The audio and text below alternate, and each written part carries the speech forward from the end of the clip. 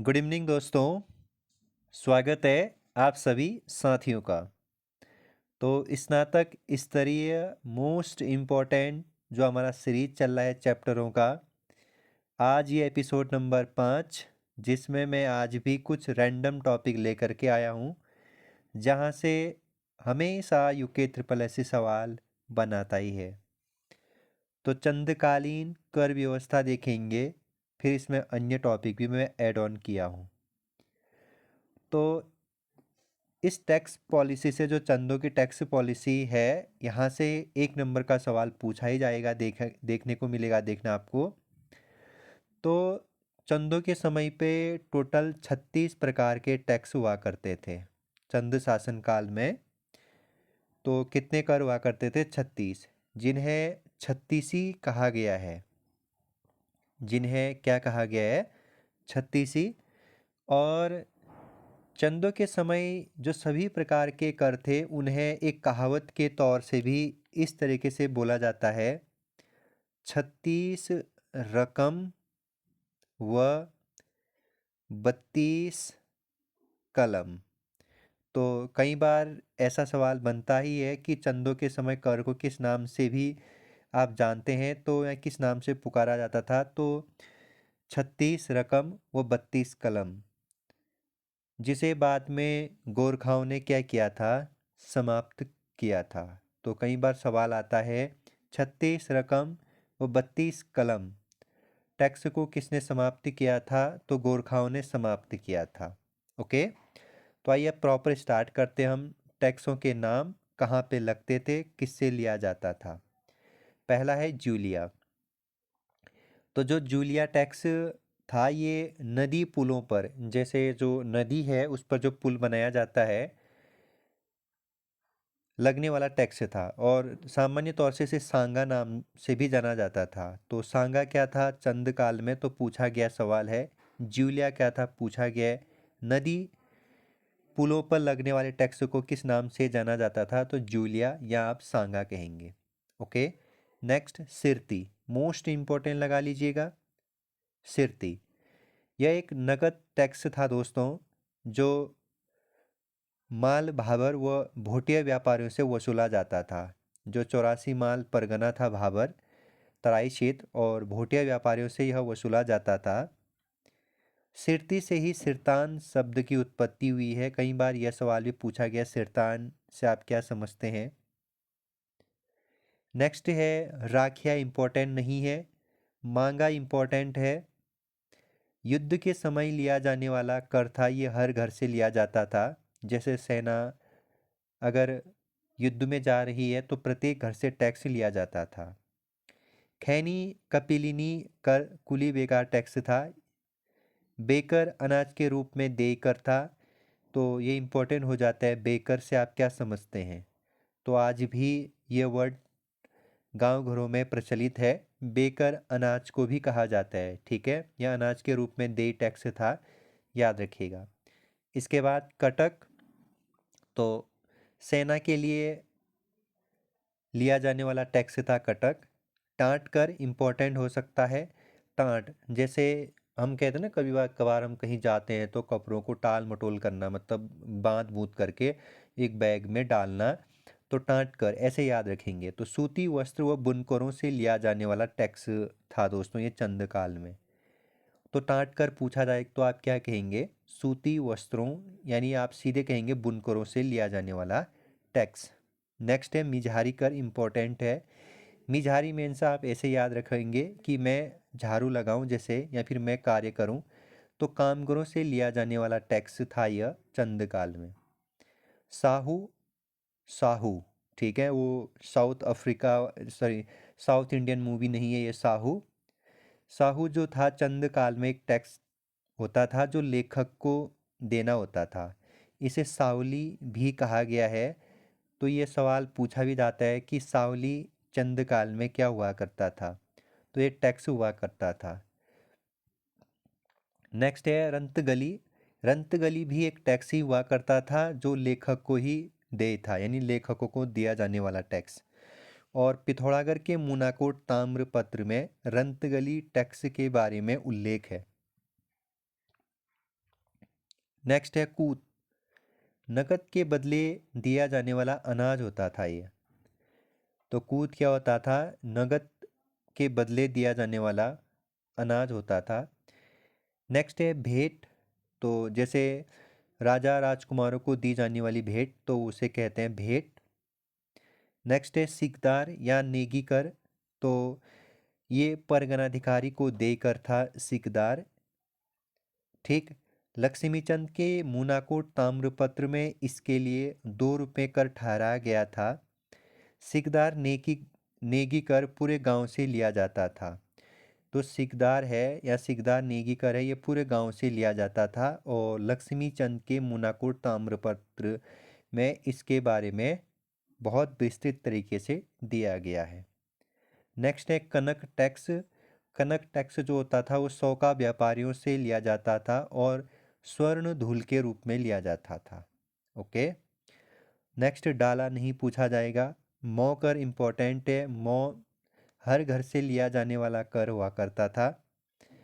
भात कुछ खास नहीं है, याद रख सकते हो। तो जैसे बड़े उत्सवों में भात की दावत पे लिया जाने वाला कर था भात कर। भाग कर ये इम्पोर्टेंट हो जाएगा मित्रों। चंद काल में भाग कर जो घट होते हैं, जो घराट होते हैं, ठीक है।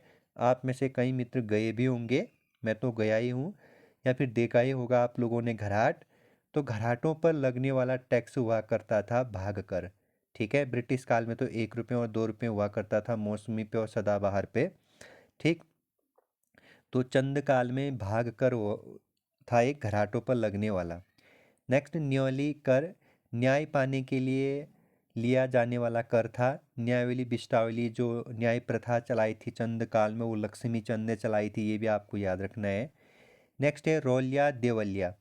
तो रौलिया आप ऐसे याद रखेंगे, या देवलिया जैसे देवता, रौलिया या रौली, इस तरीके से देवी देवताओं की पूजा के लिए लिया जाने वाला कर था ये।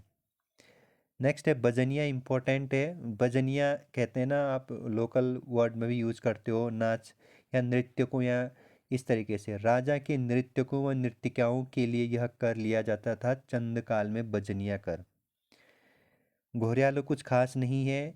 इसके बाद कमीनचारी। थोड़ा कमीनचारी पे आप फोकस करिएगा। सयाना या बूढ़ा को दिया जाने वाला कर जो किसानों से लगान वसूलता था। ठीक है। तो कमीनचारी कर किससे लिया जाता था? किसानों से। नेक्स्ट है हिलियानी या अधुल कर। पूछा गया था अधुल कर से आप क्या समझते हैं चंद काल में? तो बरसात में सड़कों की मरम्मत के लिए लिया जाने वाला कर हिलियानी या अधुल कर हुआ करता था। इसका वर्णन सिंगाली ताम्रपत्र में किया गया है। ठीक है। तो अधूला क्या था? एक रोड टैक्स था, तो ये इम्पोर्टेंट हो जाता है। ठीक। नेक्स्ट है पौरी कर। तो राजधानी की रखवाली के लिए देय कर था, जिसे आप पहरी भी कहते हैं या प्रहरी भी कहते हैं। ठीक है। नेक्स्ट है बाजदार कर। महाजनों को देय कर था यह। औताली कुछ खास नहीं है। कुकरियालो भी कुछ याद नहीं रखना है। श्यूक कर राजा के सेवकों के लिए लिया जाने वाला कर था, श्यूक यानी सेवक। ठीक है। जगरिया कर इम्पोर्टेंट। जागर लगाने वाले जो ब्राह्मण होते हैं उन्हें दिया जाने वाला कर। चौबदार, तो ये जो राजा की निजी वस्तुएं होती उसकी रखवाली करने वाले जो भी होते थे उनको दिया जाने वाला टैक्स होता था चौबदार कर। ओके। तो ये था चंदकालीन कर व्यवस्था। अब हम ब्रिटिश काल के समय पे कुछ महत्वपूर्ण जल संबंधी अधिनियम के बारे में चर्चा करते हैं। सबसे पहले पूछा जाएगा वन अधिनियम कब का है? तो 1865 का है वन अधिनियम। और वन विभाग कब का है? 1864 का है। तो वन विभाग पूछा जाएगा तो 1864 करेंगे। वन अधिनियम आएगा तो आप कब का करेंगे? भारत वन अधिनियम ब्रिटिश काल में, तो 1865 का है। ओके, महत्वपूर्ण है, पूछा जाएगा। भूमि अधिग्रहण अधिनियम 1874 का है। कुमाऊं फॉरेस्ट रूल 1931 का है, ये इम्पोर्टेंट है। ठीक है। कुमाऊं फॉरेस्ट रूल 1931 का है। और इंडियन एविडेंस एक्ट 1872 का है। यहाँ पे खास करके पहला और तीसरा बहुत ज़्यादा इम्पोर्टेंट है। ठीक है। इसके बाद जो नेक्स्ट याद रखना आप लोगों को वो रखना है भारतीय दंड संहिता 1860 का है, ये भी पूछा जाता है। इंडियन फॉरेस्ट एक्ट 1927, फिर इसमें समय समय पे संशोधन होते रहता है। आप लोगों को इंडियन फॉरेस्ट एक्ट 18वीं वन रिपोर्ट याद रखनी है, ठीक है, जो 2023 की है, जो अभी लेटेस्ट 2025 में पब्लिश हुई है। तो 18वीं वन रिपोर्ट याद रखनी है आप लोगों को, ठीक है, इसके बारे में आप ज़रूर पढ़िएगा। यूपी विलेज पंचायत एक्ट 1947, अब उत्तराखंड पंचायत एक्ट 2016 आपने पढ़ा होगा, फिर 2019 में इसमें संशोधन किया गया था, ठीक है, ये इम्पोर्टेंट हो जाता है। कैंटोनमेंट एक्ट 1924 का है, ये भी आप याद रखिएगा। नया बात एवं बंजर भूमि आवंटन कानून 1893 में पारित हुआ था, ये कुछ खास याद नहीं रखना है। North India canal and drainage act 1873 का है, कई बार ऐसे सवाल पूछ देता है उल्टे सुल्टे। नेक्स्ट है दोस्तों टॉपिक कुमाऊं परिषद, ठीक है, कुमाऊं परिषद के अधिवेशन आप लोगों को याद रखना है, जो महत्वपूर्ण हो जाता है, ठीक। जो कुमाऊं परिषद है, सबसे पहले आपको याद रखना है कि कुमाऊं परिषद की स्थापना कब हुई थी, तो आप कहेंगे 30 सितंबर 1916 मझेरा अल्मोड़ा में, ठीक है। इसकी स्थापना कराई जाती है कुमाऊं परिषद की, तो 30 सितंबर 1916 मझेरा अल्मोड़ा में, ठीक है। तो इसके संस्थापक सदस्यों में महत्वपूर्ण व्यक्तियों के नाम में सिर्फ मैं आप लोगों को दो ही बताऊंगा, एक तो हरगोविंद बल्लभ पंत जी और बद्रीदत्त पांडे जी, ठीक है। और भी बहुत आप लोगों को नाम याद रखने की ज़रूरत नहीं है, सिर्फ आपको स्थापना और जगह याद रखना है। और अगर आपसे पूछा जाएगा कि कुमाऊं परिषद की स्थापना के पीछे मुख्य उद्देश्य क्या था, तो राजनीतिक जीवन यानी राजनीतिक को बढ़ावा देना, सामाजिक आर्थिक स्थिति को आगे ले जाना, शिक्षा का विकास करना, तो कुल मिलाकर के राजनीतिक सामाजिक शिक्षा का विकास करना था कुमाऊं परिषद का मुख्य उद्देश्य यानी स्थापना के पीछे, ठीक है। मुख्य स्थापना के पीछे मुख्य उद्देश्य क्या था, तो बता दिया मैंने, राजनीतिक सामाजिक शिक्षा का विकास करना। और कहाँ पे स्थापना हुआ, तो 1916 में बता दिया अल्मोड़ा में, और जिसकी अध्यक्षता राय बहादुर छिवियाल ने किया था, ठीक है, राय बहादुर जी ने इसकी उस टाइम पे अध्यक्षता की थी, आप याद रखेंगे, ठीक है, 1916 में। अब टोटल 6 अधिवेशन होते हैं कुमाऊं परिषद के। पहला अधिवेशन जब होता है 1917 में, पहला अधिवेशन हुआ था कुमाऊं परिषद का, कहाँ पे होता है, अल्मोड़ा। और उस समय पे जिस महान व्यक्ति ने इसकी अध्यक्षता की थी उनका नाम है जयदत्त जोशी जी ने। द्वितीय अधिवेशन 1918 में हल्द्वानी में, और तारादत्त गैरोला जी ने इसकी अध्यक्षता की थी। तो द्वितीय अधिवेशन की जो मुख्य उद्देश्य या मुख्य विषय था वो बेगार मुक्ति यानी कुली बेगार प्रथा से को जड़ से मिटाना था। तृतीय अधिवेशन 1919 में, पहला 17, दूसरा 18, ऐसे याद रखेंगे। तो तीसरा 1919 में।